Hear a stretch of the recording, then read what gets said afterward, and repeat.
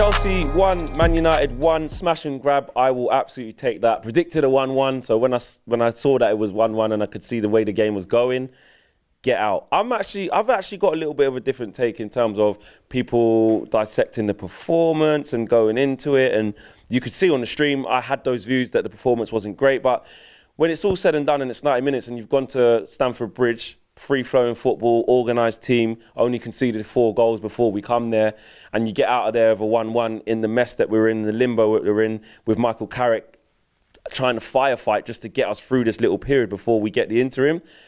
I'm really pleased. Yeah, is it shameless? Maybe it is. Chelsea fans, sit down, you know what I mean? You're playing all this great football. Man United rock up. I think, was it Lewis? Lewis was talking about the referee's going to do this, the referee's going to do that. At the end of the day, you just couldn't break us down. Do you know what I mean? They had a chance in the first couple of minutes. Hudson-Odoi, he should have scored. David De Gea saves it. But then, even though we were poor and sitting off and not much structure, or actually the one thing we did have was structure, but we couldn't get out of our half and the tactics probably didn't work. One side of the tactics did work, which was actually just to force Chelsea into maybe long shots. Do you know what I mean? Like the Rudiger one that was tipped onto the post by David De Gea, onto the bar by David De Gea. There wasn't anything by the way of clean-cut chances because actually, apart from the first sort of 5-10 minutes where Lindelof was a bit shaky, defensively, in terms of the 2 centre-backs and that, it was actually okay. Now, maybe you're sitting there thinking, Fleck, why are you being so positive? It was an awful performance. I'm smart enough to know the bad bits of the performance. You know, if I have to talk about it, look, Wan-Bissaka not good enough. There was no pressure on the ball for large parts. We couldn't maintain possession for large parts. Midfield, even though we picked McTominay, Matic and Fred, there was still no control over it. I could go into all of that. But do you know what? My overwhelming kind of feeling, you know what I'm like? I'm just like, it's a firefighting exercise. And yes, when we watch it and our emotion is in it, and we're watching it minute by minute, second by second, pass by pass, of course the frustration's going to come out. Of course it is, as you saw on the live match view. But when you've come out of there after 90 minutes and like Sanch said, you're kind of maybe disappointed to be winning 1-0 and then not go on to win the game and get a draw, and you're disappointed. That shows you that actually Carrick's done okay, man. He's done well, I have to say. Because look, it was never going to be easy. He's part of the coaching staff that was playing so awfully. What I do like what Carrick's done is that he's thrown a few things up in the air through trying to change things. He hasn't just gone, do you know what? I'm just going to roll out the same thing that I've been part of. 4-2-3-1, McTominay, Fred, Bruno in the 10, Sancho on the right, Rashford on the left, Ronaldo up front. And get absolutely played through like we were doing. Because, you know, apparently that was our best team under Ollie, you know, even though we never agreed with the McTominay-Fred situation. But the 4-2-3-1 was our best formation with Bruno in the 10. Now, am I saying that it necessarily worked to put Bruno in a false 9? No, I'm not. But what I'm saying is that at least he's trying to impact it tactically. And if you think about it, even if we can break down all these performances to the cows come home and talk about why we're not where we want to be and this, that and the other. All of that's true, but where else are we going to be? We've still got the same guys there. So considering we've still got the same guys there, barring Ollie, we've got 3 tough games in that period, because I think Ralph Rangnick will probably be here for after the Arsenal game, maybe in time for the Palace game. Villarreal away, not easy. You're thinking, flipping it, Michael Carrick going away to Spain. Get to 2-0 win. Wasn't pretty. Was it ugly? Yes, but he got it done.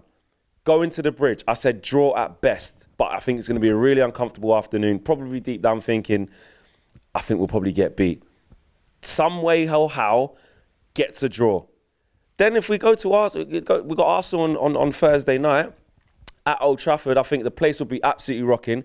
Michael Carrick's first and arguably probably last game in charge, and it's his first one at home. The place is going to be bouncing, and I don't think we play as negatively as that. I think we can be a bit more expansive against Arsenal.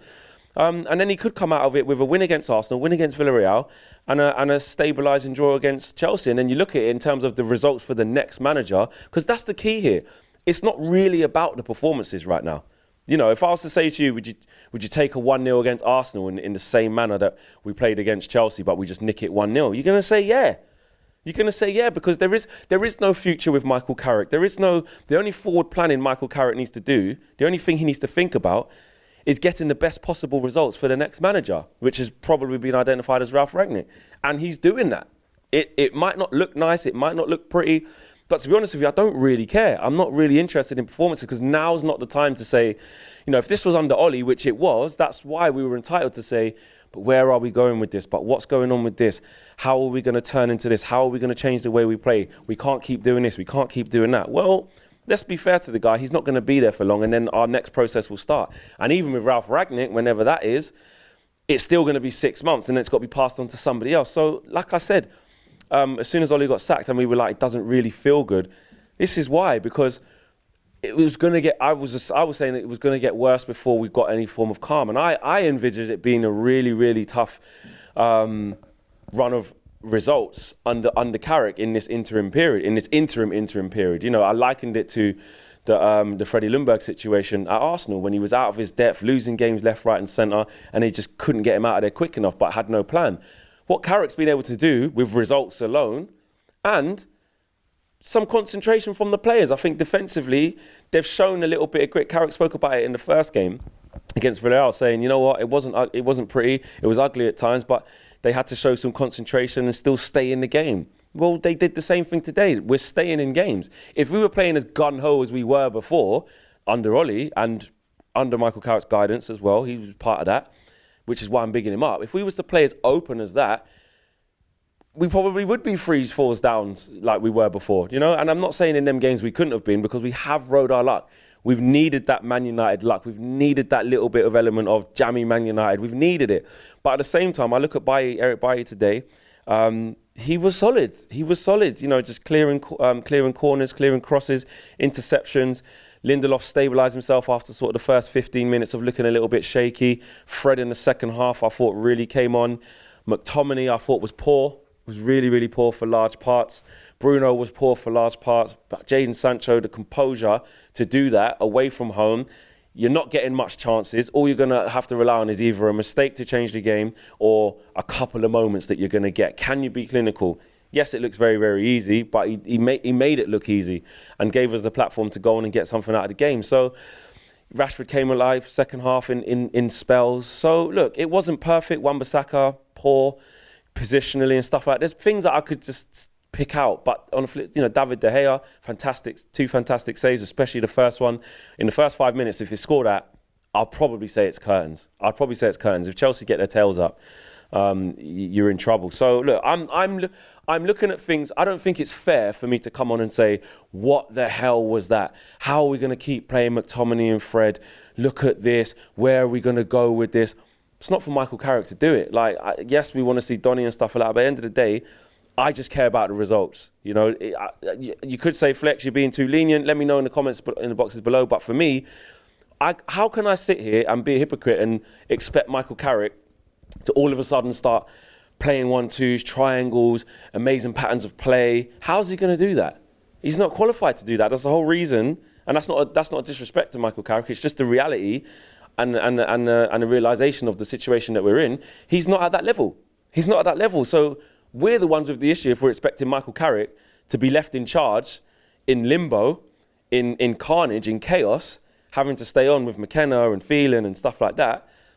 If we're expecting them to all of a sudden come out and do something completely different in terms of how we play, more fool us. But that's why I do rate Michael Carrick, because he is doing something completely different with the team selections. So, listen, he's damned if he does, damned if he doesn't. But we're getting results, and that is the most important thing. Results. That's all I care about. And we've got 1 win and 1 draw. And if we make that 2 wins and 1 draw against Arsenal on Thursday, on my birthday, which I keep telling you lot, I will be over the moon. I don't care how it comes. Penalty, hit off flipping Gabriel's arse and goes in, and then we win 1-0. I don't care. It's about results. That's all it is. My man of the match, it was Fred. It definitely wasn't Scott McTominay like Jamie Carragher did. I don't know how he managed to do that. It was Fred. Could have been David De Gea for the save, just for that singular save he done in the first 5 minutes. And Sancho, I thought, second half, tried to come into the game, and obviously he gets us the goal as well. Jadon Sancho, haters, sit down as well. Please, just let your apologies be as loud as your disrespect when he keeps growing, please, because it's just. But you know what though, it is. I have to hold my hands up, because I've been part of, when a rival fan spends so much money on a player, you just watch and you just want them to fail a little bit. Like when Arsenal got Pepe, 70-odd million, Jack Grealish to Man City, 100 million. I'm kind of like, yeah, I'm just going to call it out anytime he doesn't do anything. So I get why rival fans do it, I suppose. But sit down, yeah. Sancho, he's starting to show what he's capable of, man. You know, good second half against Watford. That's 3 games on the bounce now. 3 starts, 2 goals, an assist to an assist against Watford. So yeah, he's growing in confidence. So yeah, big up Michael Carrick. He got it right, mate. You got it right. Big up Carrick, firefighting and doing the best that he can do in the shit situation that he's in. Smash a like on the video, guys. Subscribe if you are new. And my man of that match was Fred. Let me know whose yours was. Roll on. December the 2nd, my birthday, Manchester United, Arsenal, Old Trafford. If them boys ruin my birthday, you're going to see a very... No, I'm still going to be the same. I'm not going to be like shouting and swearing in front of the camera. But I'm not going to be happy.